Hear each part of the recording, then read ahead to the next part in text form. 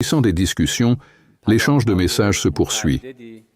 Depuis dimanche, lorsque la délégation iranienne est rentrée à Téhéran, plusieurs messages ont été échangés via le Pakistan. Nos positions ont été exposées dans ces échanges et dans les échanges récents. Des négociations en cours, mais rien de bien précis d'annoncé pour l'heure.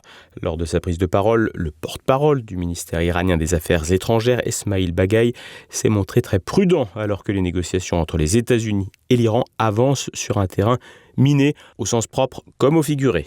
Depuis le cessez-le-feu fragile instauré la semaine dernière, le détroit d'Ormuz reste le principal obstacle à une sortie de crise. Les gardiens de la Révolution ont averti les navires de commerce de se tenir à l'écart d'une zone de 1400 km² où pourraient se trouver des mines anti-navires. Téhéran dispose d'un arsenal estimé entre 2000 et 6000 engins, mines à orin, de fond, dérivantes, de patelles ou ascendantes propulsées par roquettes.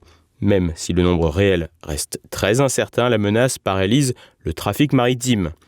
Les armateurs et assureurs hésitent donc quant à la marche à suivre, asphyxiant l'économie iranienne déjà éprouvée par la guerre et pénalisant les économies dépendantes du détroit, l'Europe mais aussi la Chine.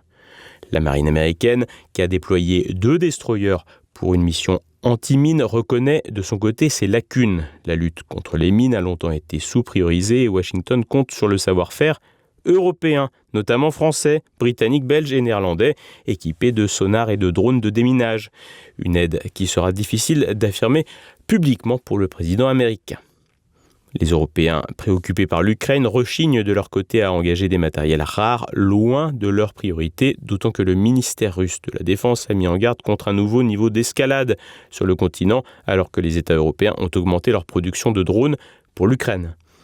Déminer le détroit, même après un cessez-le-feu durable, prendra d'ailleurs des semaines. Il faut localiser, neutraliser et blanchir plusieurs fois les chéneaux sous escorte antiaérienne. Tant que cette menace persiste, la navigation restera bloquée. Sur le plan diplomatique, les négociations directes reprises sous médiation pakistanaise à Islamabad ont échoué lors du premier round le week-end dernier. Un deuxième cycle est en discussion. Donald Trump, qui a imposé un blocus total des ports iraniens, se montre optimiste et déclarait mercredi que, je cite, « la guerre touche à sa fin ». Cependant, le patron de la Maison-Blanche est très changeant. Il s'agit donc de prendre ses propos avec des pincettes. Il a d'ailleurs réduit ses exigences à un abandon significatif du programme nucléaire, plus contraignant que l'accord de 2015 qu'il avait dénoncé. Pour Téhéran, le temps joue en sa faveur. L'économie iranienne, dépendante à 90% du commerce maritime, est étranglée, mais Téhéran espère que l'impatience américaine et les pressions internationales le pousseront à un compromis minimal. Le dossier libanais complique encore la donne. Trump a annoncé mercredi que les dirigeants israéliens et libanais se parleraient ce jeudi, une première en 34 ans sous l'égide des États-Unis. Benjamin Netanyahou pose comme préalable le démantèlement du Hezbollah, allié historique de l'Iran, qui, bien qu'affaibli, demeure puissant.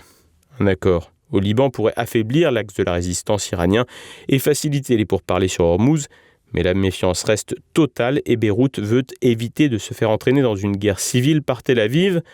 Une concession nucléaire iranienne, des garanties américaines et un déminage international pourraient déjà ouvrir une issue. Le temps presse, le cessez-le-feu expire le mardi 21 avril.